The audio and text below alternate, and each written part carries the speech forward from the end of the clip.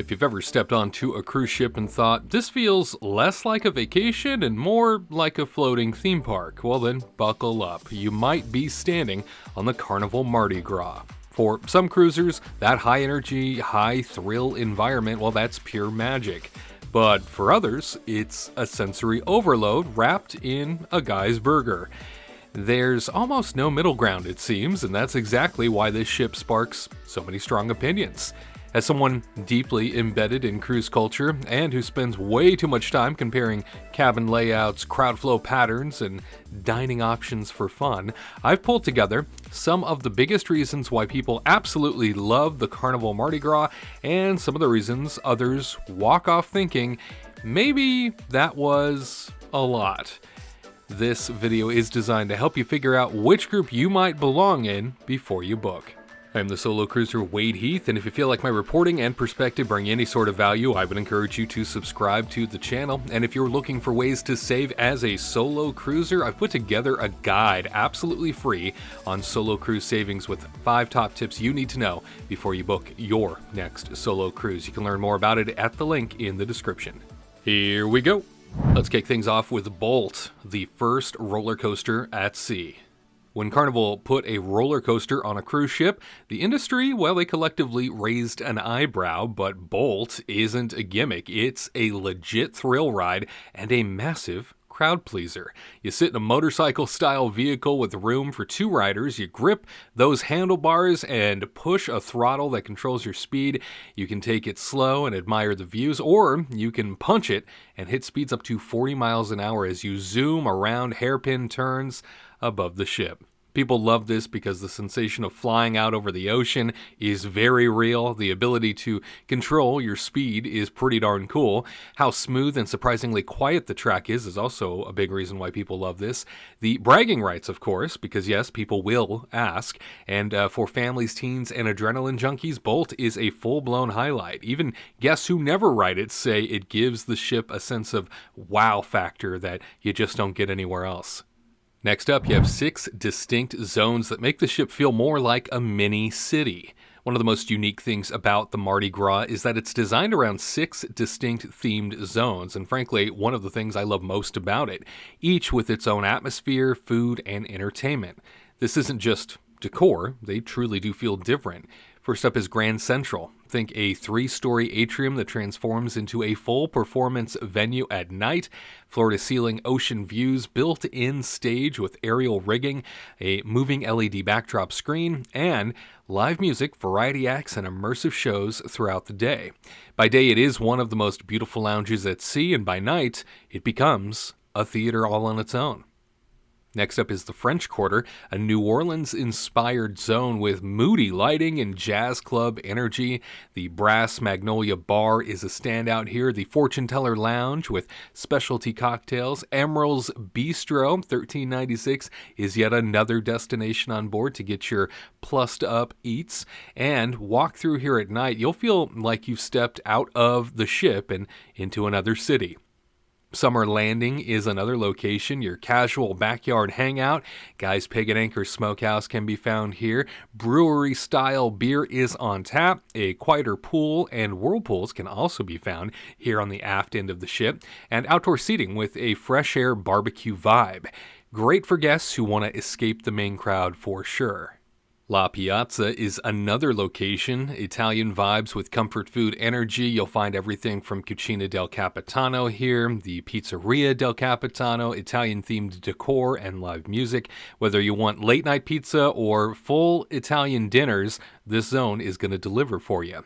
Of course, you can't go wrong without the Lido zone on every cruise ship, where all the classic Carnival pool fun tends to happen. Here you also have Blue Iguana Cantina, street eats, Guy's Burger Joint, live music, and all kinds of contests that happen throughout the day. It's loud, it's lively and bustling. It is a Carnival signature.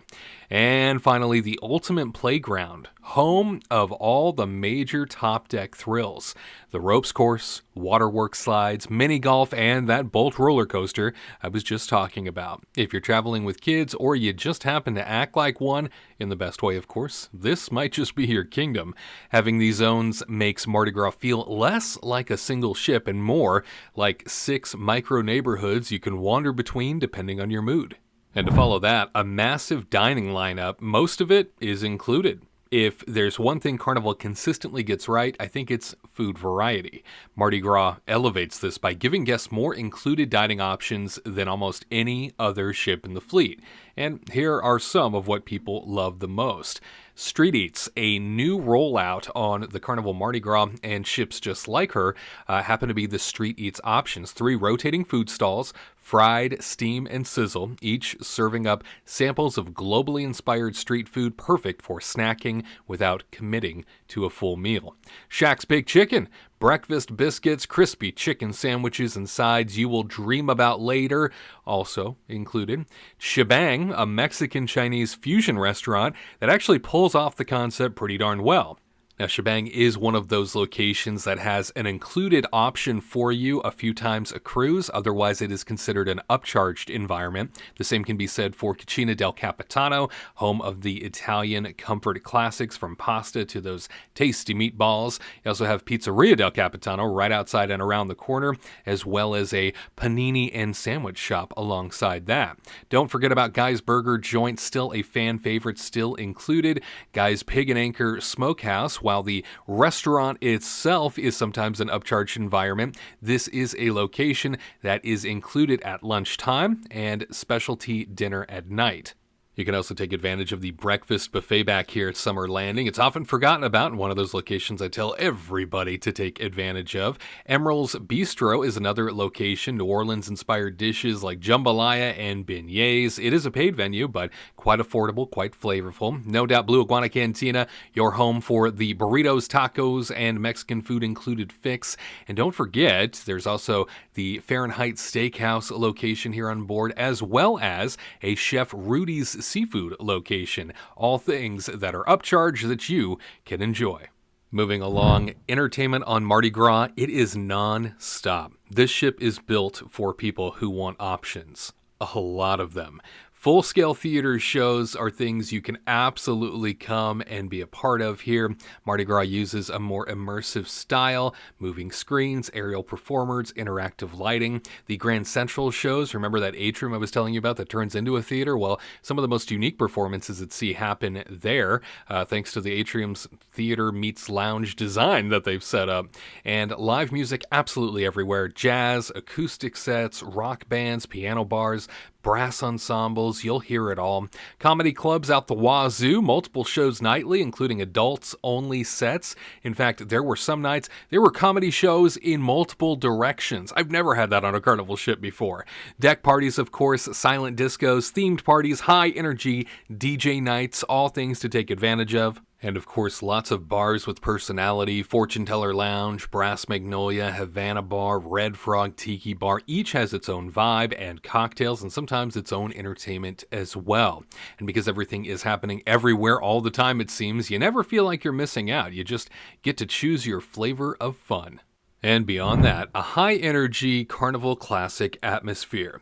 Mardi Gras takes Carnival's signature vibe and seems to supercharge it. You can expect the friendly crew, the fun-loving passenger mix, the loud, energetic pool decks, and a sense of playfulness from morning to midnight. This is Carnival at its boldest, I feel like. If you want nonstop excitement, then this ship is a home run. But here are some of the reasons why people do not love the Carnival Mardi Gras. Crowds will kick us off. The ship can be packed, especially on sea days. Some of the things that I encountered, well, long lines at peak dining times, that's to be expected though, right? Like that is something that tends to happen on any ship. If you dine at 12 noon or 6 p.m., you're going to run into lines. Yes, everybody is interested in eating at the same time. So just rearrange your schedule a little bit to avoid all of that hectic nature. Difficulty finding pool loungers. Yes, on sea days, this is true of any cruise line. It is especially true on this Carnival Mardi Gras. Now, I tend to do my lounging on port days. You get the ship to yourself. If you're not interested in the port, this is a great time to take advantage of it. Crowded elevators. This is pretty consistent, okay? So this is something where these elevators are jam-packed all the time. They put in so many elevators in these different sections of the ship. Doesn't seem to matter. I think they're maybe too small is the problem. And so while they have a lot of elevators, there are not enough or they are not big enough. So you should expect a bit of a wait when it comes to those elevators during prime time. Speaking of prime time hours, busy hallways during prime hours, especially along the sort of central strip of the ship. Indoors, there are multiple levels that all sort of connect throughout each of those like neighborhoods I was talking about. Well, during prime time hours in the evening, everybody is there. Absolutely everybody is in the center of the ship. So it does become quite busy. And packed shows unless you show up early. I have a rule of thumb on any cruise ship that I go on that I go to a show about 30 minutes in advance. I always find a seat that way. I've never been locked out of a seat by showing up 30 minutes in advance. I know some people don't want that. They want to be able to show up whenever they'd like. Well, you're on a ship with 4,000 other people. You need to make some considerations. If you crave space and tranquility or a low density environment, I think this ship might feel a little bit overwhelming for you. Next up, sometimes the layout can be a bit confusing. Because of the themed zones, some decks don't go all the way across, and certain venues are tucked away entirely. One of the locations that it took me several days just to find happened to be Guy's Burger Joint, a true staple of all the Carnival experiences I've ever been on. It's tucked away. Now, they gave it a ton more space, a lot of open space to accommodate the bigger crowds, which was awesome. It just was so tucked away, I couldn't find it for the first couple of days. I didn't even know where it was. Some of the common complaints I heard was, why is there no midship walkway on this deck? Wait, how do I get to the front from here? I swear this hallway was here yesterday. All things that I heard over and over again. The learning curve, it's not steep, but some guests feel lost their first couple of days. Continuing here with the vibe isn't for everyone. Carnival is proudly energetic. Mardi Gras is that energy multiplied. So if you prefer quiet lounges and subtle ambiance, classical music, serenity everywhere, hey, just this ship is not for you, okay? This ship is happiest when it is loud and it is lively. That is something that you should embrace and know prior to booking a ship like this. If that's not something you want, Holland America might be a better opportunity to take advantage of. That's certainly a ship and a cruise line that might better accommodate your tastes. However, this ship, expect a party, expect there to be so much fun, especially a ship called Mardi Gras. Oh, it is lively for sure. To follow that, Bolt is an upcharge and often booked up. Yeah, that roller coaster, it costs extra, and yes, it sells out often. Guests often say, I couldn't get a reservation, it closed because of wind, it was too expensive for such a short ride. Look, it's still cool, but expectations vary. And finally, elevators can be a test of patience. I was just mentioning this to a degree. In practice, though, people forget how it works. People do not understand it. Groups press multiple buttons. Elevators get packed easily. I told you they're not the biggest elevators, too. Wait times spike after all major events. And so it's not a deal breaker, but it is a reoccurring gripe. So who should book the Carnival Mardi Gras? I think the Mardi Gras is perfect for families, first-time cruisers, groups, extroverts, nightlife lovers, anyone who wants big ship thrills, foodies who like variety, and people who love Carnival's fun ships concept. Who it is not perfect for, I would say traditional cruisers seeking quiet refinement. Yeah, you're not going to find a lot of that here. Guests who dislike big crowds. There are thousands and thousands on this ship. People who want ultra relaxed atmospheres. There are not many places to find that here on board. And those sensitive to noise or stimulation. But one thing's undeniable, and that is Mardi Gras is one of the most impressive, innovative, and personality-filled ships Carnival has ever built. It knows exactly what it is, and it doesn't apologize for it. It's one of the reasons why I really enjoyed my cruise on Carnival Mardi Gras, and maybe you'll consider a cruise on Mardi Gras in the future. And if you'd like to cruise more often, if you'd like to take advantage of cheaper cruise options that are available every single day, you just don't know how to get to them, well, I've put together my top 5 tips on how to save when it comes to cruises, especially as a solo traveler. You can download that completely for free. Just follow the link in the description. It'll take you there. Are you someone who has been on the Carnival Mardi Gras before? Is it a ship you prefer? Or do you like those older ships, the smaller, more condensed ships, the tinier ships from about a decade and a half ago? Or do you like the ones in between? Before this mega ship concept came along with the Mardi Gras, well, they had the Vista class, didn't they? Do you like those types of ships? I'd be interested to hear your comments down below. And if you are going on a Carnival cruise off the east coast of the United States in the future, you're likely going to Celebration Key. Celebration Key is the new Carnival private destination in the Bahamas, and I have been there now a few times to get all this information compiled for you so that you can make the most of your visit. You can check out that video there on the right, and for other cruise tips and tricks, check out that video on the left. I'm the Solo Cruiser Wade Heath, and I will see you next time.